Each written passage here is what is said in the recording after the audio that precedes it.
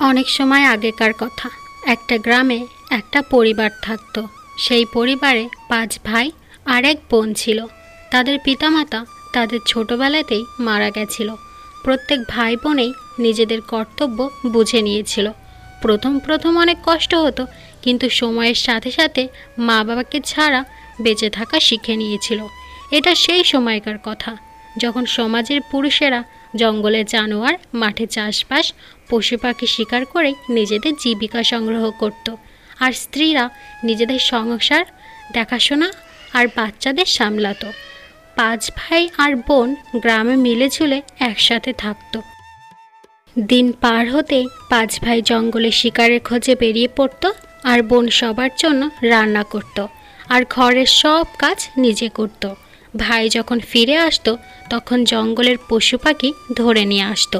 বোন সেই মাংস রান্না করেই ভাইদের খাওয়াতো। এইভাবেই দিন চলছিল। একদিন 5 ভাই জঙ্গলে শিকার করতে গেছিল। বিকাল গড়িয়ে সন্ধ্যা নামছিল। তখন সে রান্নাঘরে শাক কাটছিল। তখনই বটির তেজ ধারে তার আঙুল কেটে যায়। যদি আমার ভাই আমার কেটে যাওয়া আঙুল আর এত রক্ত দেখে, তাহলে তো খুব কষ্ট পাবে। হ্যাঁ, বরং এই কথাটা বলবো না, এটা তাদের থেকে লুকিয়ে রাখবো। তাহলে একটা কাজ করি, কাপড়ের রক্তটা মুছে নিই। কিন্তু যদি কাপড়েও দেখে নেয় আর যদি বলে কোথা থেকে আসলো, তাহলে তাদের কি বলবো? না হলে দেয়ালে মুছে দিই, কিন্তু এটা তো আরও ভালোভাবে দেখা যাবে। তাহলে করবোটা কি?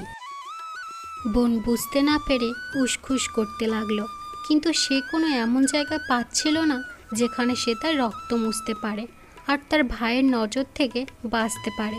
কোনো উপায় না দেখে সে ভাবল, একটা কাজ করি, খাবার রান্না করার জন্য যে শাক রান্না করব তাতেই এই রক্ত মুছে দিই। এতে লাগলে আমার ভাইরা কিছু বুঝতেই পারবে না। সে শাকে নিজের রক্ত লাগিয়ে দিল। সন্ধ্যার আগে সব ভাই জঙ্গল থেকে বাড়ি চলে আসলো। তো বোন সব ভাইয়ের জন্য খাবার দিল। আজ যখন 5 ভাই খাবার খাচ্ছিল তখন তাদের খাবার খুবই সুন্দর লাগলো। 5 ভাই খুব তৃপ্তি ভরে খেলো আর নিজের বোনের প্রশংসা করে বলে উঠল, বাহ বোন, আজ তো খুব সুন্দর রান্না করেছিস। এত সুস্বাদু শাক তো আমি জীবনে কখনো খাইনি। এত ভালো, বাহ। হ্যাঁ দাদা, আমিও এত সুন্দর শাক জীবনে খাইনি।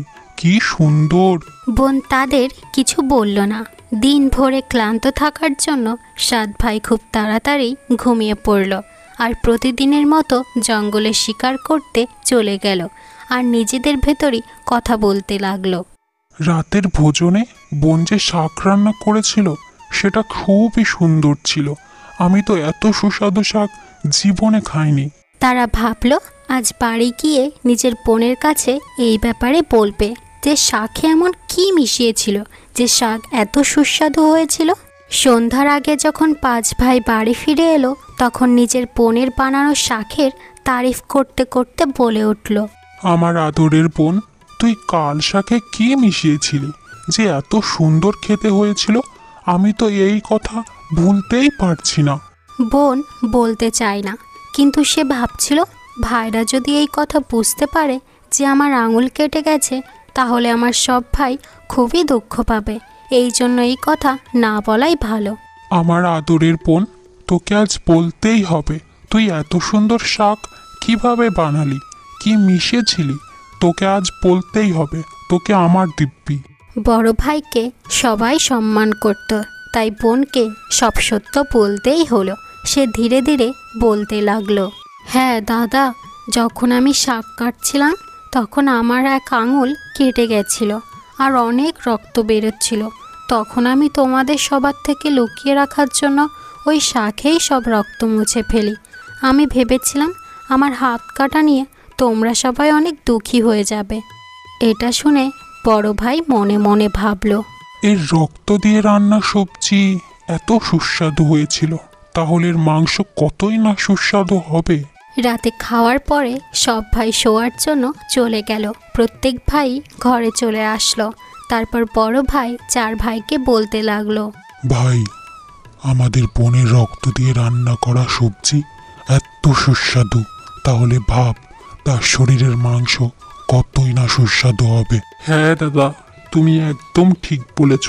আমিও তোমাকে এই কথাই বলতে চাইছিলাম। প্রত্যেক ভাই বড় ভাইয়ের কথায় সমর্থন জানায়, কিন্তু ছোট ভাই এই কথার বিরোধিতা করে বলে ওঠে, দাদা, তোমরা এসব কি বলছো? আমাদের আদরের একমাত্র ছোট বোনকে মেরে তাকেই খাওয়ার কথা বলছো?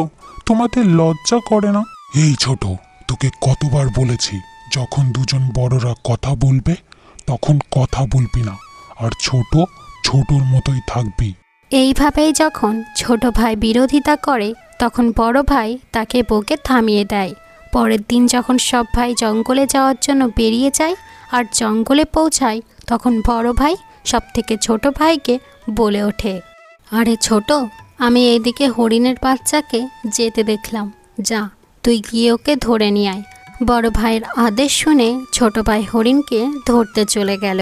ছোট ভাইয়ের যেতেই বড় ভাই আর সব ভাইকে বলে ওঠে, শোন তোরা, আমরা আমাদের ছোট বোনকে তার বিবাহের কথা বলে এইখানে আনবো, আর তাকে তীর মেরে তার সুস্বাদু মাংস রান্না করে খাবো। ছোট ভাইদের বড় ভাইয়ের কথা খুবই ভালো লাগলো। শিকার করে একপাশে একটা বাঁশের টিলা বানালো। তারা এটা ভাবলো বোনকে বিয়ে দেওয়ার নাম করে এখানে আনবে আর তাকে তীর দিয়ে মেরে হত্যা করবে, আর এখানেই তার সুস্বাদু মাংস রান্না করে খাবে। পরের দিন বড় ভাই তার আদরের ছোট বোনকে বলে উঠল, আমার আদরের ছোট বোন, দেখতে দেখতে কত বড় হয়ে গেছিস। এখন তো তুই বিবাহের যোগ্যও হয়ে গেছিস। তো আমরা সবাই মিলে তোর জন্য একটা যোগ্য পাত্র খুঁজেছি, আর আমরা তাকেই দেখতে যাচ্ছি। তাই তুইও তাড়াতাড়ি তৈরি হয়ে নে। বোন বিয়ের কথা শুনে খুবই খুশি হয়ে গেল। সে তাড়াতাড়ি তৈরি হয়ে নিল আর ভাইদের সাথে চলে গেল। চলতে চলতে যখন বোনের কষ্ট হয়ে গেল, তখন ভাইকে জিজ্ঞাসা করে ওঠে, দাদা, আমি হাঁটতে হাঁটতে ক্লান্ত হয়ে গেছি, আর কত দূর যেতে হবে? বোন, আর কিছু সময়ের দূরত্বই আছে। বাঁশের টিলার কাছে যেতেই বড় ভাই ছোট ভাইদের বলে ওঠে, বোনকে বাঁশের সাথে দাঁড় করিয়ে দড়ি দিয়ে বেঁধে দে। বড় ভাইয়ের আদেশ পেয়ে সব ভাই মিলে বাঁশের সাথে বেঁধে দেওয়ার প্রস্তুতি নেয়। তখনই ছোট ভাই বড় ভাইকে বলে ওঠে, দাদা, আমি তোমার পায়ে ধরি, তুমি বোনকে মেরো না। ছোটদা, এইসব তুই কি বলছিস? বড় ভাই আমাকে কেন মারবে? তখন ছোট ভাই সব কথা বোনকে খুলে বলে। এটা শুনে বোনের পায়ের তলা থেকে মাটি সরে যায়। সব ভাইদেরকে দেখে নিজের হৃদয় কেঁপে ওঠে। সে বুঝতে পারছিল না, যারা আমাকে এত ভালোবাসে তারাই আমাকে মারতে চায়। তখন ঈশ্বরকে ডেকে ওঠে, হে ঈশ্বর, এখন তুমিই আমার ভরসা। আমার 4 ভাই আমাকে হত্যা করতে চায়।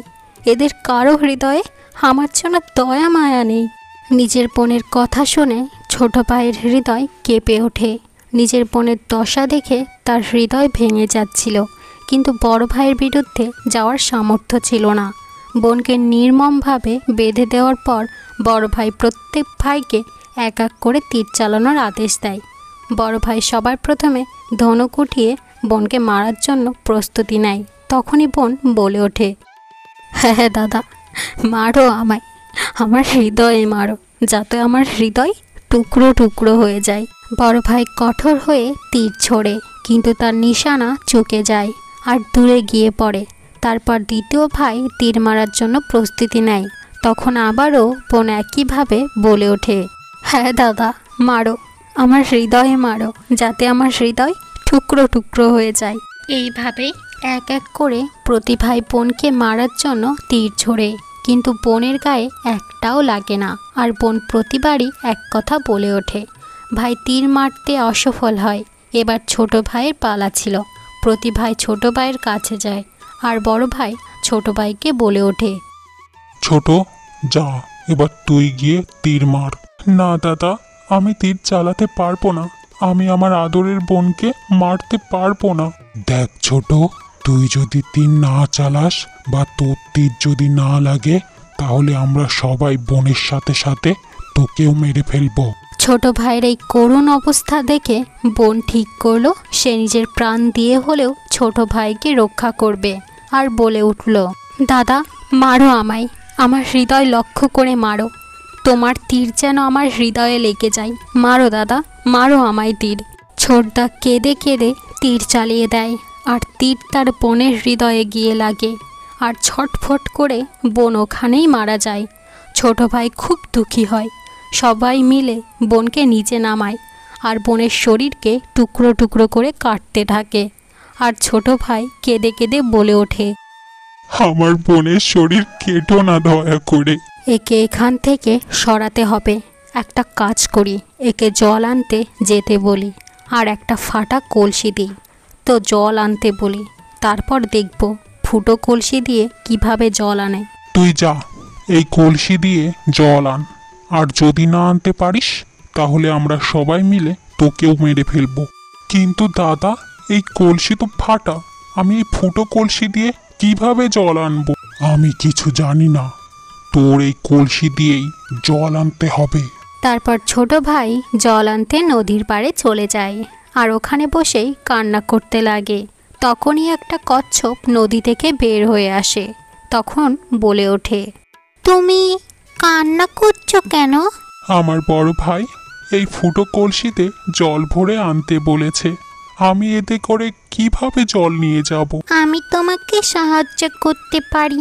আমি তোমার কলসিতে ঢুকে ওই ফুটো জায়গায় লেপ্টে যাব, যাতে জল বাইরে না আসতে পারে, আর তুমি তাতে জল নিয়ে যাবে। কচ্ছপ কলসিতে ঢুকে পড়ে, আর ছিদ্র জায়গায় চিপকে যায়, আর ছোট ভাই নদী থেকে জল ভরে নেয়। জল ভরার সময় দুটো মাছ আর একটা কাঁকড়া জলের সাথে কলসিতে ঢুকে যায়। ছোট ভাই জল নিয়ে আসে, তখন দেখে তার সব ভাই মাংস রান্না করছে।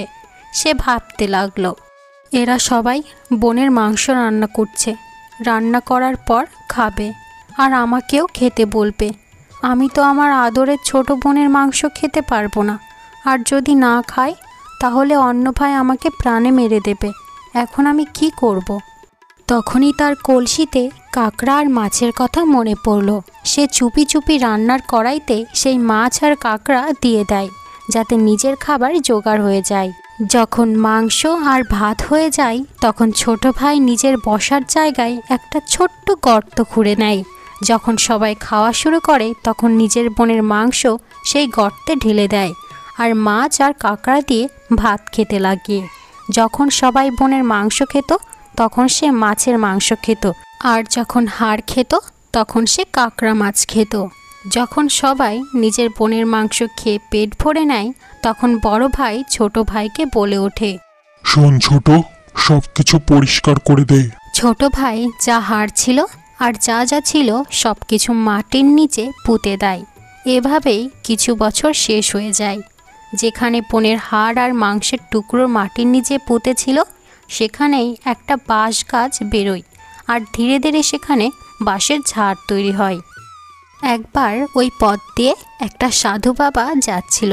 তখন সে ওই বাঁশ গাছগুলো দেখলো, আর তার খুব সুন্দর লাগলো।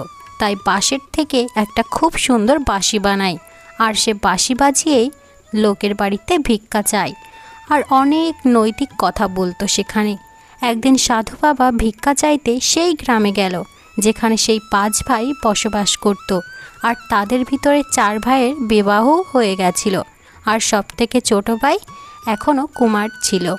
যখন সেই সাধু বাবা সবথেকে বড় ভাইয়ের বাড়ি গেল, তখন বাঁশি বাজিয়ে ভিক্ষা চাইতে গেল, তখনই বাঁশি থেকে আওয়াজ আসলো, এই সবথেকে বড় শত্রু, যার মনে নেই কোনো দয়া মায়া, যে সম্পর্ককে দাগ লাগিয়েছে, যার ভাবনা পুরো ঘৃণিত, এই বাঁশি এই বড় শত্রুর বাড়িতে কখনোই বাজবে না।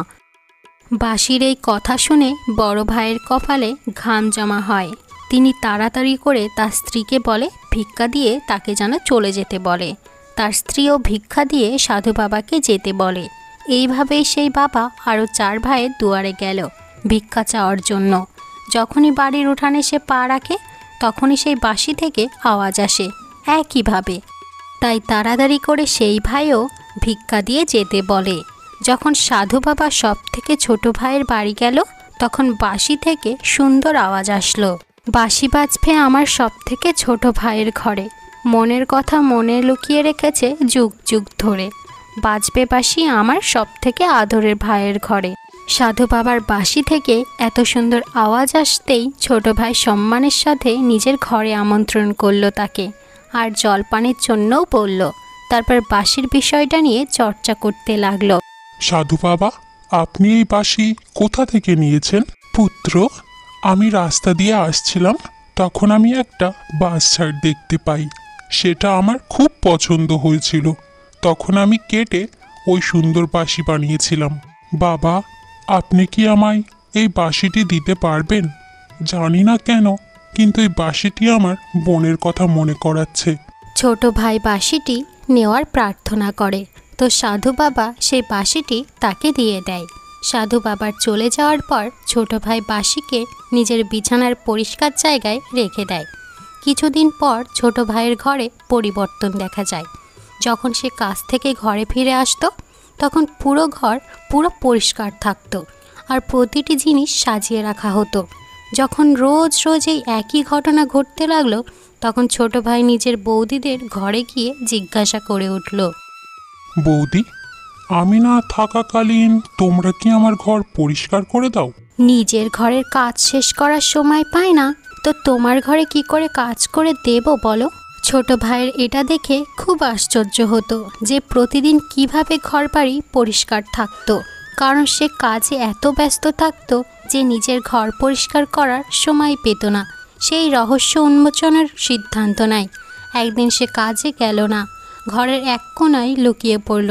যখনই ঘরের নিস্তব্ধতা ছেয়ে গেল, তখনই সেই বাঁশি থেকে বনের মতো দেখতে একটা ছায়া বেরোলো, আর চুপচাপ পুরো ঘর পরিষ্কার করতে লাগলো। প্রত্যেক জিনিস গুছিয়ে রাখলো, আর পুরো ঘর ধুয়ে মুছে চকচকে করে দিল। দেখে মনে হচ্ছিল সে যেন নিজের ঘরই পরিষ্কার করছে। সে ধীরে ধীরে নিজের কাজ শেষ করলো, আর যেমন এসেছিল ঠিক তেমনভাবেই বাঁশির ভিতরে ঢুকে গেল। ছোট ভাই এটা দেখে নড়তেও পারছিল না। যখন পুরোপুরি এই ছায়া ওই বাঁশিতে ঢুকে গেল, তখন সে নিজের শ্বাস ছাড়ল। পরের দিন সে তাড়াতাড়ি করে একজন প্রসিদ্ধ সাধু বাবার কাছে গেল। সেই সাধু বাবাকে বলল, বাবা, আমার ঘর নিজে নিজেই পরিষ্কার হয়ে যায়। আমার বোনের মতন দেখতে এক ছায়া বাঁশি থেকে বেরোয় আর আমার পুরো ঘর পরিষ্কার করে দেয়। আর সেই ছায়া যেমনভাবে কাজ করে মনে হয় যেন নিজের ঘর পরিষ্কার করছে। সাধু বাবা তার কথা মনোযোগ দিয়ে শুনল, তারপর বলে উঠল, পুত্র, এটা কোনো সাধারণ ঘটনা নয়। আমি তোমাকে একটা উপায় বলছি, খুব মনোযোগ দিয়ে শোনো। যখন তোমার বোনের মতো দেখতে ছায়া ওই বাঁশি থেকে বের হবে, তখন তাড়াতাড়ি করে ওই বাঁশিটিকে আগুন লাগিয়ে দিবে, আর ছায়ার ওপর গঙ্গা জল ছিটিয়ে দেবে। এতে ওই আত্মা নিজের পুরনো শরীরের থেকে বন্ধন মুক্ত হয়ে যাবে আর মানবরূপে ফিরে আসবে। কিন্তু মনে রেখো, এটা করতে যদি তুমি একটুও সময় ব্যয় করো, তাহলে চিরদিনের মতো তোমার বোন অদৃশ্য হয়ে যাবে। ছোট ভাই সাধু বাবার কথা মনোযোগ দিয়ে শুনল আর ভাবল কালই এটা করবে। পরের দিন সে কাজে গেল না, সে আবারও সেখানে লুকিয়ে পড়ল। এবার সে সতর্ক এবং প্রস্তুতি নিয়ে রেখেছিল। তার চোখ বাঁশির দিকেই ছিল। তখন বাঁশি থেকে সেই আলো আসে, আর ধীরে ধীরে তার বোনের ছায়া সামনে আসে। প্রতিদিনের মতো ঘরের কাজ বাজ করতে লাগলো। যখনই নিজের সব কাজ শেষ করে আবার বাঁশির দিকে ফিরে যেতে চায়, তখনই ছোট ভাই সেই বাঁশিটিকে আগুন লাগিয়ে দেয়। বাঁশি পুড়তেই একটা আলো জ্বলে উঠল, আর হালকা ধোঁয়া পুরো ঘর জুড়ে ছড়িয়ে গেল। বোনের ছায়া থেমে গেল। ছোট ভাই সময় অপচয় না করে গঙ্গা জল ছুঁড়ে মারে সেই ছায়ার দিকে। যখনই গঙ্গার জল সেই ছায়ার উপর পড়ে, সেখানে একটা চমৎকার হয়। ধীরে ধীরে সেই ছায়া মানবরূপে পরিবর্তন হয়। এটা দেখে ছোট ভাই আশ্চর্য হয়ে যায়। সে নিজের চোখে বিশ্বাসই করতে পারছিল না। যাকে সে একটা ভয়ঙ্কর পরিণতিতে হারিয়ে ফেলেছিল, আজ তার সামনেই তার আদরের ছোট বোন দাঁড়িয়েছিল। এটা দেখে তার চোখ জ্বলজ্বল করে উঠল। সে তার বোনের কাছে গিয়ে তাকে জড়িয়ে ধরে, আর দুজনেই কান্না করে দেয়। মনে হলো এটা যেন সুখের কান্না। ছোট ভাই এবার ভাবল তার 4 ভাইয়ের পাপের শাস্তি তাদের দিয়েই ছাড়বে। ছোট ভাই পুরো গ্রামবাসীকে ডাকলো। তার চোখে মুখে কষ্টের ছাপ দেখা যাচ্ছিল। সে কেঁপে কেঁপে বলতে লাগলো গ্রামবাসীকে, আজ আমি আপনাদের সবাইকে একটা অনেক বড় সত্য বলতে চাচ্ছি। এমন এক সত্য যেটা শুনলে আপনাদেরও হৃদয় কেঁপে উঠবে, আর আপনাদের নিজের পরিবারের ওপরেও থেকে ভরসা উঠে যাবে যে কেউ নিজের আপনজনের সাথে কি এমন করতে পারে। কিন্তু আমি ঈশ্বরের কাছে এটাই প্রার্থনা করি যে এটা যেন কারোর সাথে না হয়। আমার বোন যে বহু বছর আগে মারা গেছিল, সেটা কোনো দুর্ঘটনা ছিল না। আমার নিজের 4 ভাই ওকে বিয়ের নাম করে জঙ্গলে নিয়ে গেছিল, আর আমার হাতেই আমার বোনের প্রাণ নিয়ে নেয়। এটাই নয়, তার সাথে আমার বোনকে টুকরো টুকরো কেটে মাংস রান্না করে খেয়ে ফেলেছিল। এটা শুনে গ্রামবাসীদের নিঃশ্বাস আটকে যায়। তখন ছোট ভাই আবার বলল, কিন্তু জানি না এটা ঈশ্বরের কেমন চমৎকার। আমার বোন যে বহু বছর আগেই মারা গেছিল, সে আবার আমাদের ভিতরে ফিরে এসেছে। এটা বলতেই বোন ধীরে ধীরে সবার সামনে আসলো। আর এটা দেখে সবাই আশ্চর্য হয়ে গেল। কেউই নিজের চোখকে বিশ্বাস করতে পারছিল না যে মেয়ে বহু বছর আগেই মারা গেছিল, সেই মেয়ে আবার সবার সামনে ফিরে এসেছে, ঠিক তেমন যেমন আগে ছিল। কেউ এটা বিশ্বাসই করতে পারছিল না। কিন্তু সত্য এটাই যে তার আবার পুনর্জন্ম হয়েছে। গ্রামের লোক ছোট ভাইয়ের কথা শুনে আর নিজের বোনের উপর অন্যায়ের কথা শুনে সবার চোখেই জল চলে এলো। বোনের পুনর্জন্মের কথা 4 ভাইয়ের কানে গেল। তখন তাদের পায়ের নিচে থেকে মাটি সরে গেল। এইদিকে গ্রামবাসীরা বলা বলি করছিল, এই দস্যু রাক্ষসদের সমাজে থাকার কোনো অধিকার নেই। যে নিজের বোনের মাংস খেতে পারে, পুরো গ্রাম এরকম রাক্ষস থেকে কিভাবে সুরক্ষিত রাখবে? আমাদের এক্ষুনি এদের গ্রাম থেকে বের করে দেওয়া উচিত। গ্রামের লোকেরা প্রচুর রেগে গেল। গ্রামের বুড়ো লোকেরা বিচার করতে লাগলো, আমাদের এদের মতো পাপীদের সাজা দেওয়াই উচিত। আজ যদি এদের ছেড়ে দিই, তাহলে পরে না জানি আর কি কি কাণ্ড করবে এরা। তখনই বড়দের আদেশ পেয়ে গ্রামের কিছু লোক সেই ভাইয়ের বাড়িতে যায় আর তাদের ধীরে ধীরে সবার সামনে নিয়ে আনে। ভয়ে তাদের অবস্থা খুবই খারাপ হয়ে গেছিল। আর গ্রামের লোকেরা বিচার করছিল যে এদের সবাইকে লাঠি দিয়ে মারতে মারতে গ্রাম থেকে বের করে দাও। আর মনে রাখিস, তোদের মতো রাক্ষসদের এই গ্রামে কোনো জায়গা নেই। এটা শুনেই 4 ভাই তাদের কাছে ক্ষমা চাইতে লাগলো। কিন্তু তাদের কর্ম দেখে কারো মনেই দয়া আসলো না। এমনকি তাদের স্ত্রীরাও তাদের আসল রূপ দেখে চিরজীবনের জন্য তাদের ছেড়ে নিজের মায়ের বাড়ি চলে যায়। আর প্রত্যেকের চোখ ক্রোধে ফেটে যাচ্ছিল। 4 ভাইয়ের মনে হচ্ছিল তাদের জীবনের শেষ সময় চলে এসেছে, আর তাদের বাঁচানোর জন্য কেউ এগিয়ে আসবে না। এইসব ভেবে তাদের অবস্থা খুবই খারাপ হয়ে যায়। কিন্তু তখনই তাদের দুর্দশা দেখে বোনের মন গলে যায়, আর তাদের বাঁচানোর জন্য আগে চলে আসে আর গ্রামবাসীদের বলে ওঠে, আমি জানি আমার ভাইদের ক্ষমা করা চায় না, কিন্তু তারা তো আমার নিজের ভাই। তারা খারাপ কাজ করেছে, সেটা তারা বুঝতে পেরেছে। আমি আপনাদের সবাইকে অনুরোধ করছি, এদের শোধরানোর একটা সুযোগ দিন। বোন পুরো গ্রামবাসীদের কাছেই অনুরোধ করছিল। এইসব দেখে 4 ভাইয়ের হৃদয় কেঁপে ওঠে আর নিজেদেরই বলতে থাকে যে বোনের উপর এত অত্যাচার করলাম, আর সেই বোনই আমাদের বাঁচাতে চাইছে।